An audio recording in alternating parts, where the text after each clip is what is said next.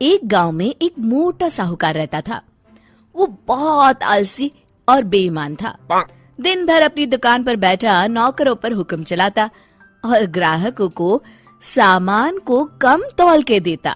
बाबूजी 2 किलो आटा दे दीजिए। अरे दीनू, जरा इस हरिया के लिए आटा तो तौल दे। जी सरकार।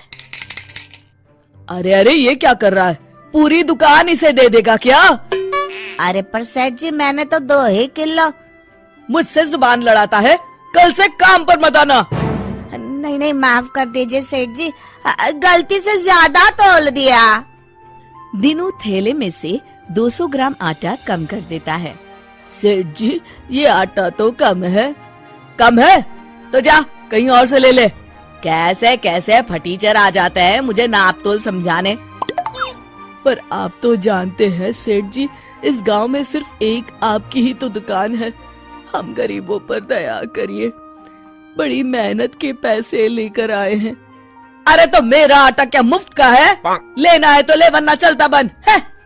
हरिया आटे की थैली उठाकर दुखी मन से चुपचाप वहाँ से चला जाता है। अगले दिन विजय अपने कमरे में बैठा है। अरे मोहन, तुम आओ आओ।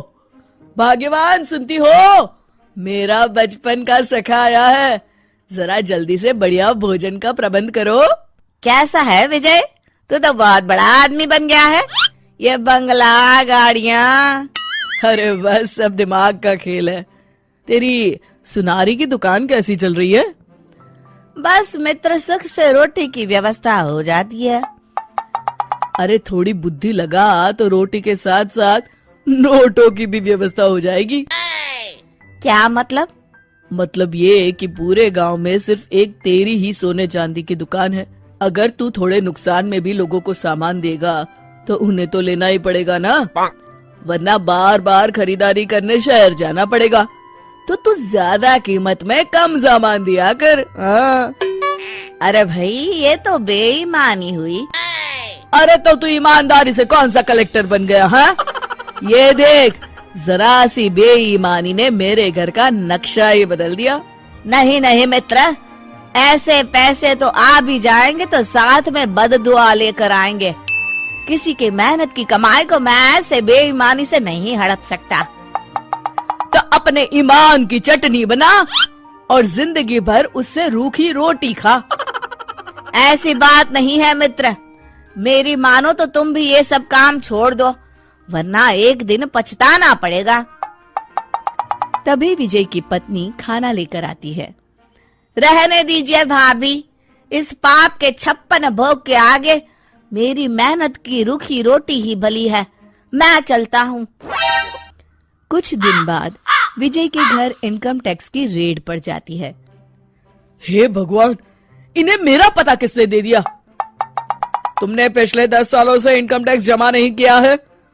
तुम्हारी दुकान, जमीन, जायदाद सब जब्त किया जाता है। हाय, मैं तो बर्बाद हो गया।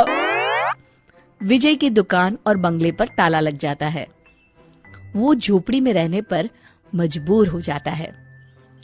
देखिए जी, ये कुछ गहने हैं, मेरी माँ ने दिए थे और मैंने ना इन्हें बगीचे में छुपा दिए थे।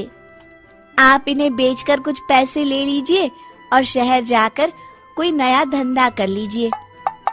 ठीक है भगवान, कल ही जाता हूँ। विजय अगले दिन मोहन की दुकान पर पहुँचता है। विजय तुम? अरे ये क्या खस्ता हाल बना रखा है मित्र। अरे क्या बताऊं तुमसे, जाने किसकी बुरी नजर लग गई, सब चौपट हो गया। खैर, ये कुछ गहने हैं, 8-9 तोला सोना होगा। मुझे इसके बदले पैसे दे दो, कुछ नया इंतजाम करता हूँ। वो तो ठीक है, पर मैं तुम्हें 5 तोले के ही पैसे दूंगा। क्या? तुम्ही ने तो सिखाया है मित्र।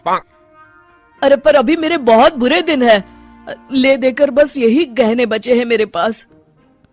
ये सब सोचूंगा तो पैसे कब कमाऊंगा, तुम ही समझा रहे थे ना। ठीक है, जितना मुनासिब समझो दे दो। विजय 5 तोले के पैसे लेकर दुखी होता हुआ शहर की ओर चला जाता है। उधर मोहन विजय के घर जाकर उसकी बीवी को बाकी के पैसे देकर पूरी बात बताता है। घर का जरूरी खाने पीने का सामान भी रखवा देता है। भैया, आपका ये उपकार रहेगा। अरे नहीं नहीं भाभी, ये तो मेरा फर्ज है। मैंने जो कुछ भी किया विजय को सही राह दिखाने के लिए। शाम को जब विजय वापस आता है, उसकी पत्नी उसे पूरी बात बताती है। मैं बहुत शर्मिंदा हूँ। ये मेरे कर्मों का ही नतीजा है जो आज हमें ये दिन देखना पड़ रहा है। कोई बात नहीं जी, देर आए दुरुस्त आए, जो हुआ सो हुआ। अब नया काम पूरी लगन और ईमानदारी से करिएगा जी। शिक्षा: बेईमानी से कमाया गया धन कभी सच्चा सुख नहीं दे सकता।